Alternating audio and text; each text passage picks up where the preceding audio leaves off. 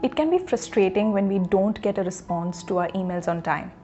And then we are left waiting and left wondering, did he just forget about it? Is he ignoring me on purpose? Let me just remind him right now.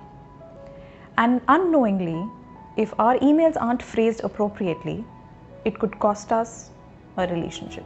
Hi, my name is Meera Swaroop and I am an impact communication coach. I help people to start to achieve their goals by shifting the way they communicate.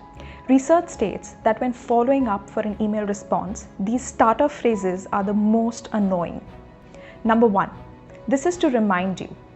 Number 2, this is to follow up. Number 3, this is pending. Sometimes we walk on eggshells and we say, number 4, not sure if you got my email. And sometimes we are so blunt with this one-liner, number 5, any updates. These phrases seem harmless because we use them so often, but the reader experiences being made wrong.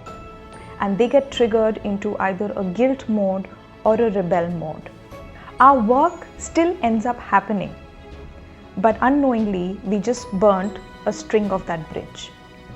If we are not conscious of the way we communicate, many such strings start to get broken.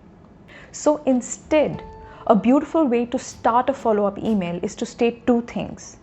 State what happened and state what is expected to happen. For example, John, I'm writing in to say that the client has approved the budget and has now asked us to do the purchase orders. Number 2, the design team is working on the labels and they will be providing it to us by tomorrow. It would help to receive your updates at the earliest so that we can include it in the report to the client tomorrow. Please let me know if we can meet that deadline. If not, I'd like to discuss alternate plans. I'll wait to hear from you. Thanks. I understand that when we are jumping from one deadline to another through the week, our consciousness of our communication dissolves. We fall into our default pattern of communication. Unfortunately, it costs us a lot. The question I want to ask you is, how much are we willing to succumb to this default pattern of communicating? And when do we decide to shift this default way of communication to a more conscious and effective and impactful way of communication? I believe this conversation triggered something inside you. For those of you interested and wanting to shift the way you communicate, I invite you into my batch of Impact Communication that's starting on 26th of July. The current batch participants are producing some splendid results. One participant, who is the head of finance in her husband's organization, had lost trust over certain accounting concerns.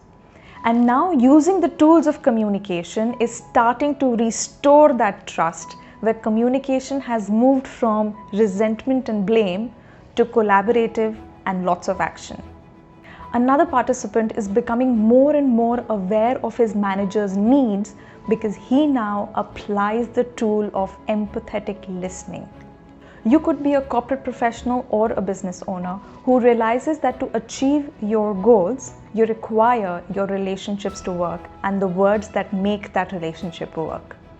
If you're really interested, click on that link given in the description and I'll share more details about the program. Thank you for watching. I'll see you in the next video. Bye-bye.